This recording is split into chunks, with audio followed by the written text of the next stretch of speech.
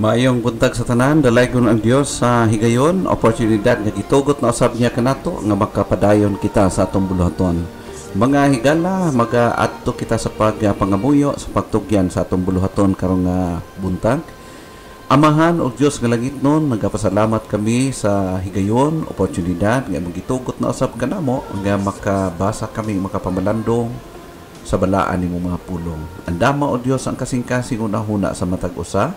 O ilabin na o Diyos nga ang imong pulong makakita kinigluna diya sa among mga kasing-kasing.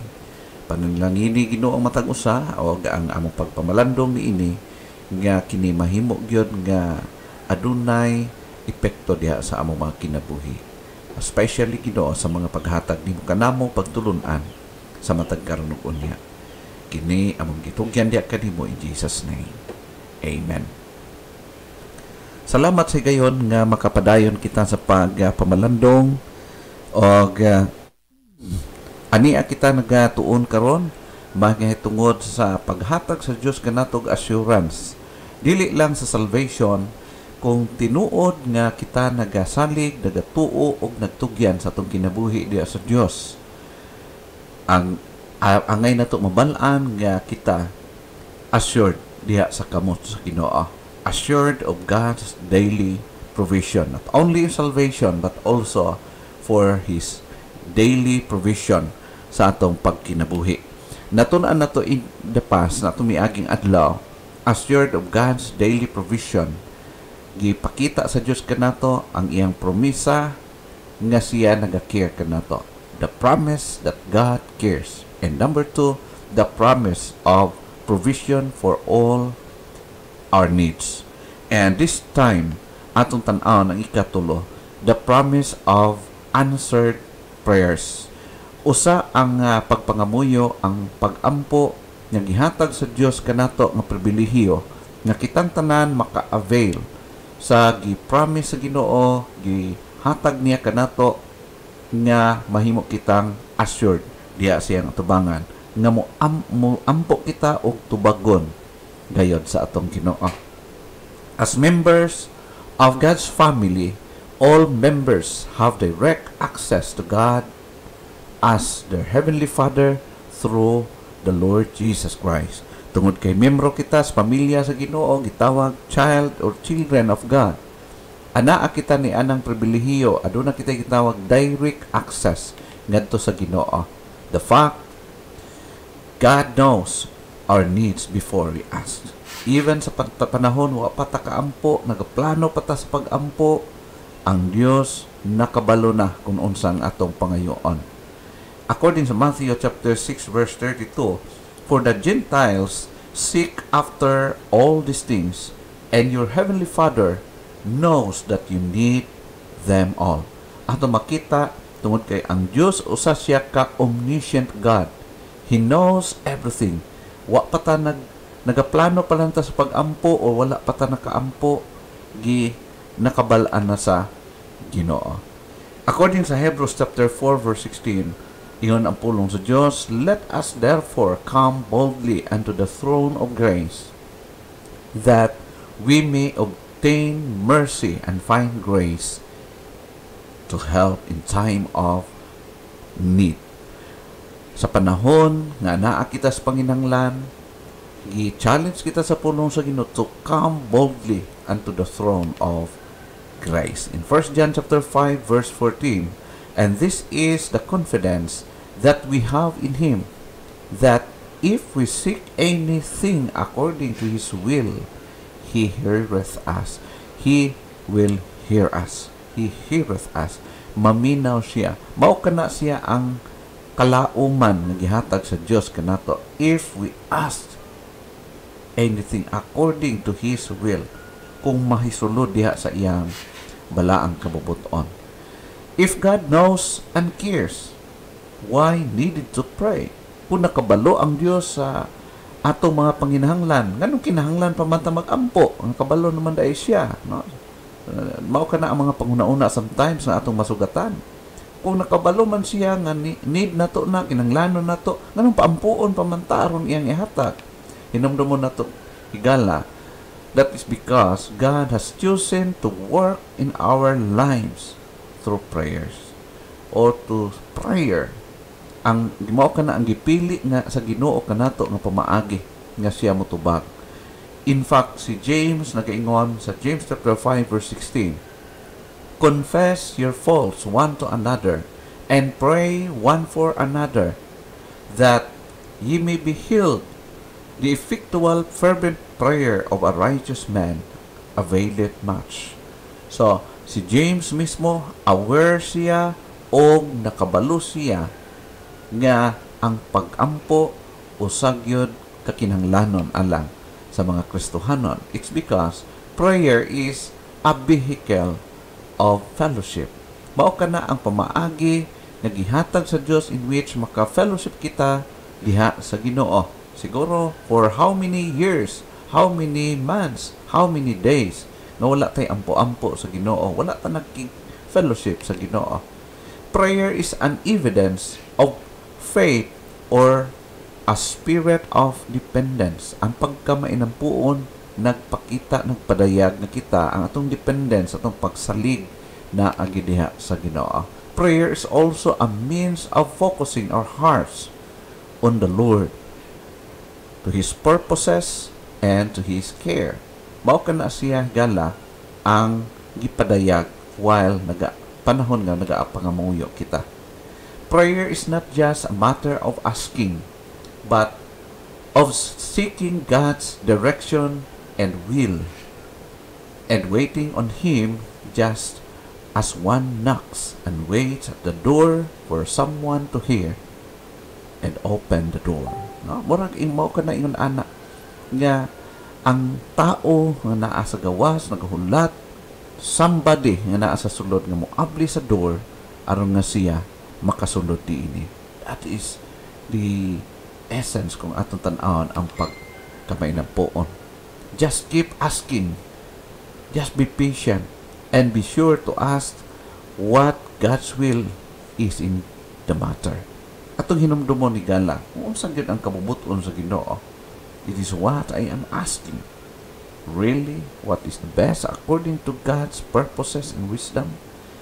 Ato pod mapamalandungan kung ang ako mang gipangayo according ba kini sa kabubuton sa Ginoo o maayo ba kini para sa Ginoo? No? Try to consider. Now, anyway, atong hinumdumon nga naay mga common hindrances sa atong mga pagpangamuyo. During the time, o ampo ta, o sometimes di ta kaampo, na usay mag-ampo man ta, pero di pod gihapon ihatag sa Ginoo. Naay ginatawag na common hindrances. Number 1, maladjustment to the Holy Spirit. Not simply nga mag-pray kita, kinahanglan ato i-observe ang mga ginasulti sa Ginoo, bantayan, no? Maladjustment to the Holy Spirit. According sa Jude, verse 20, but you, beloved, building yourselves up on your holy faith, praying in the Holy Spirit. Praying in the Holy Spirit. Ang prayer, not simply prayer, but a spiritual prayer. Pag-ampo, uban ang pagsalig diha sa Holy Spirit.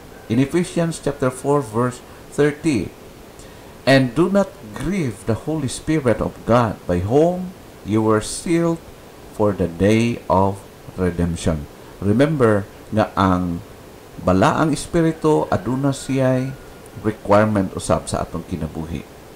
Nga gusto siya nga ato siyang itratar, itreat nga maayo dinhi sa atong kasing-kasing. Dili nato siya pasakitan, dili nato siya pasubon sa atong mga kasing-kasing. In fact, ang usa ka Psalmist nag-ingon sa Psalm 66 verse 18, if I regard wickedness in my heart, the Lord will not hear. So, kung adunay gitago sa atong kasing-kasing wickedness, kadautan or dili maayong butang, nakita ka na sa Diyos. And in effect, the Lord will not hear.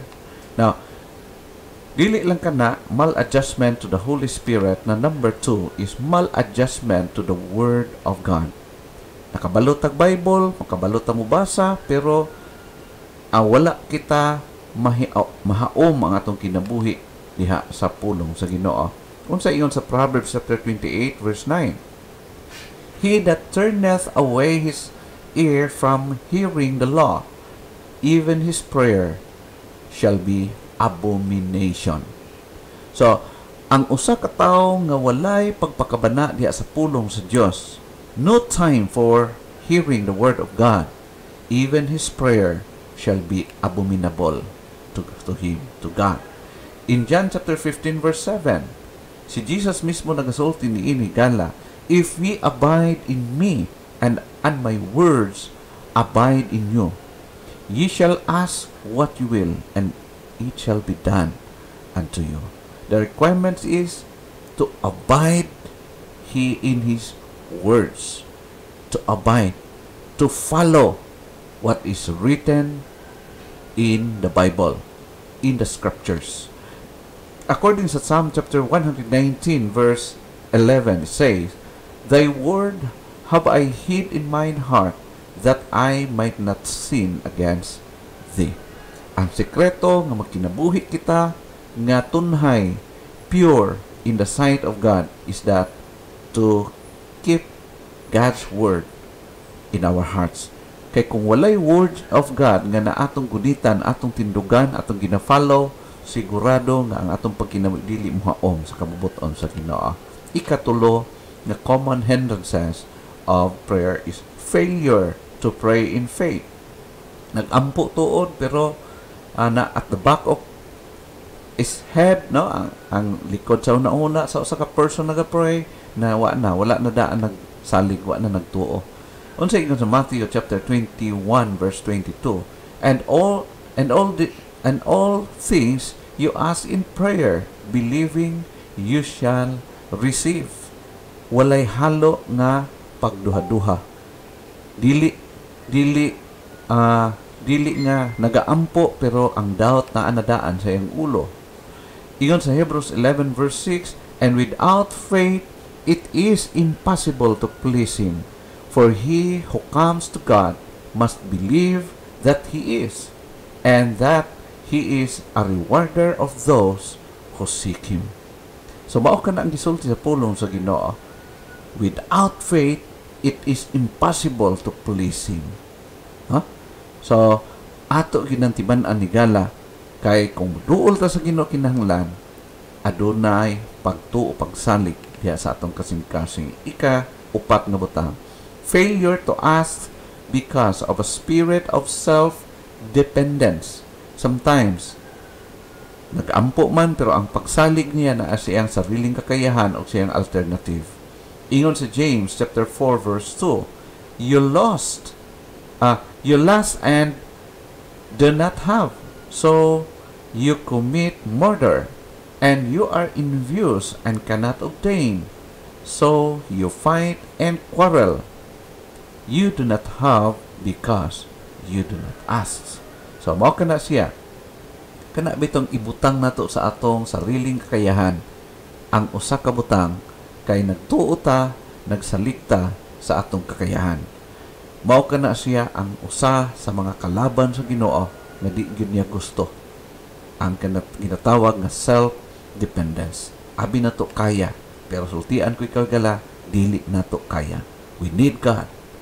Now, number 5, failure to ask from the right motives without concern for God's will.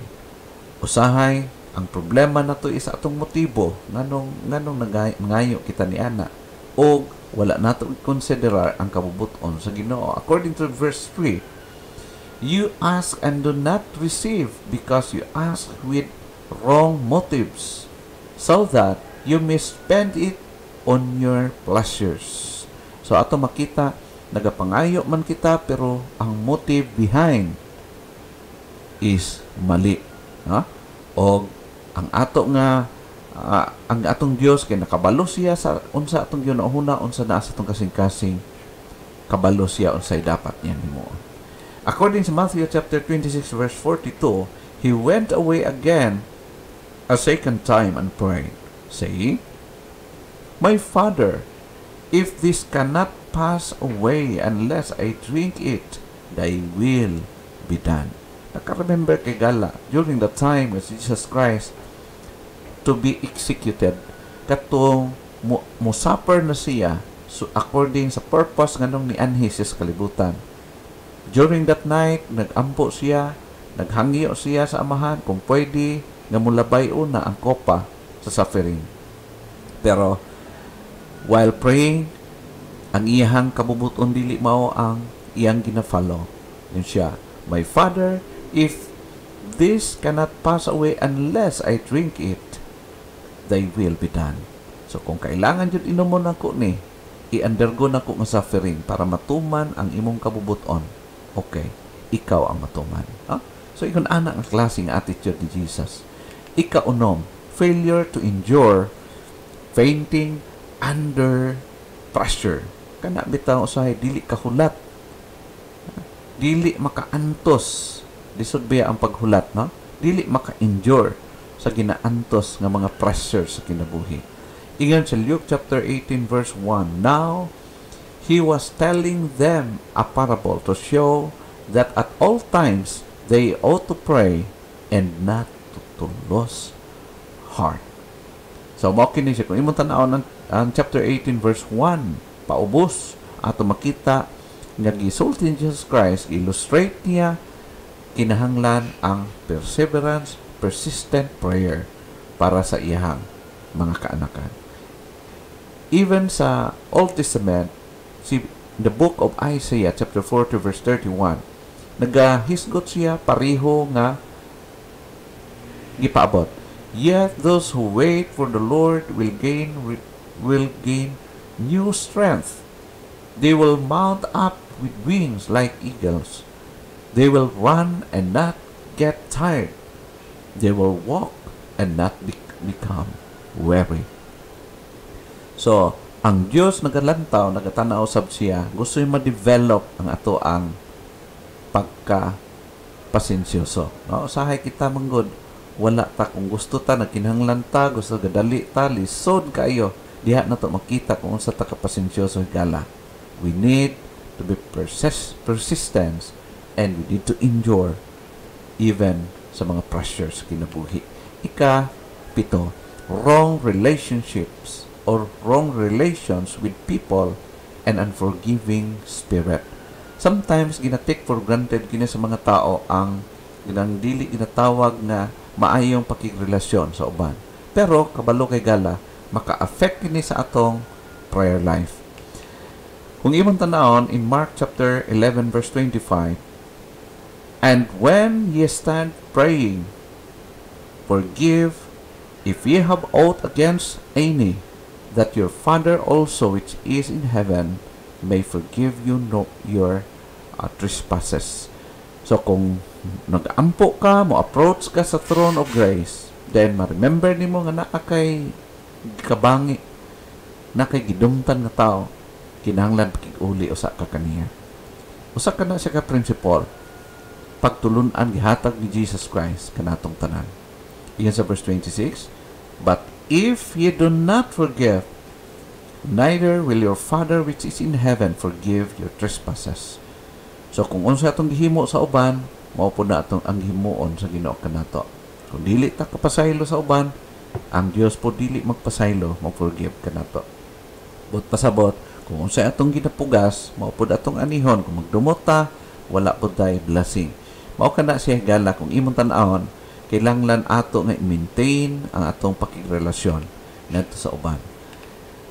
Ika-8, pretentious praying or praying to impress people. Sometimes, ang pag-ampo dili seryoso, dili matinud-anon. Ingon sa Matthew chapter 6 verse 5, "And when thou prayest, thou shalt not be as the hypocrites are, for they love to pray standing in the synagogues and in the corners of the streets, that they may be seen of men. Verily I say unto you, they have their reward." Kana bitong naghimo ta sa buluhaton sa iglesia aron lang daygon og himayaon sa mga tao. Ingong paspolong sa Ginoo, nadawat na ninyo ang inyong full reward. Bot pasabot, ang Dios dili na muhatag sa imong ginapangamuyo gumikan kay sa imong pagpangamuyo, wala siya nahimuot, kundili ang mga tao ang nahimuot. Ingon sa verse 6, "But thou, when thou prayest, enter into thy closet, and when thou hast shut thy door, pray to the Father which is in secret, and thy Father which saith in secret shall reward thee openly." So, no need for us nga magpakita pag sa mga tao sa atong pagpangamuyo in order na tubangon sa Ginoo. In fact, ang gusto sa Dios, himuon nato seriously o intently ang pagpangamuyo sulod sa atong mga kasing-kasing. Siyam, religious zeal in the form of vain repetitions and cultic ritual. So sometimes ang pag-ampo dili mao ang procedure, ang pattern nga gihatag sa Ginoo. Ingon sa verse 7, "But when you pray, use not vain repetitions as the heathen do, for they think that they shall be heard for their much speaking." Kanang pag-ampo nga si balik-balik, halos kapila balikon, the same word. Ang gusto sa Ginoo, kung unsa ang naasulod sa imong kasing-kasing, mao kana siya ang butang nga gusto sa Dios nga i-utter nimo sa imong baba. Dili katong gimemorya, dili katong ginabasa o naka built-in na daan sa paghuna-huna nga naka-program na, no? Kung unsa nang ginapalitok. Atong makita igala, dili gusto ang Dios ni anang si balik-balik na pagpangamuyo. Ang gusto niya is persistent, kanang mapinadayonon nga pagpangamuyo, dili balik-balik na pagpangamuyo. O ang napulo, domestic breakdown in the home.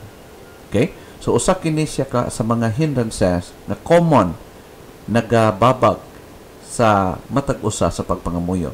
Domestic breakdown in the home. Kada bitong mga panag-away diya sa panimalay.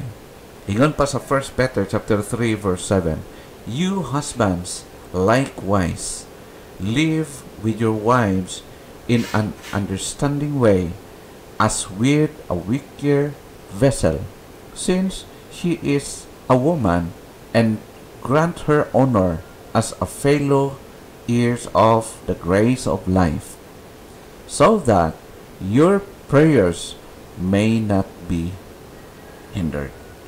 Bot pasabot higala, nagsisgot siya about sa relationship diya sa panimalay. Kay kinsa man kanato igala nga panahon nga magbingkil o naay panag-away sulod sa panimalay nga ganahan pa ka mag-ampo. Sigurado kana siya, once nga anay trouble diya sulod sa panimalay, sigurado ang pag-ampo is affected. Dili pwede nga naay panag-away sulod sa panimalay nga okay gyapon ang flow sa imong prayer life. So that's why nga ang pulong sa Dios naghisgot kanato, nagtudlo kanato nga bantayan nga walay ginatawag nga domestic struggle diya sa panimalay, since usa kini sa mga common reasons or hindrances nga dili ta maging efektibo sa atong pagkamainampuon. God has assured us not only salvation, but He assures us of His daily provision sa atong pagkinabuhi. Hinaot nga ang Dios magapanalangin nganha sa atong mga kasing-kasing sa iyang mga pulong.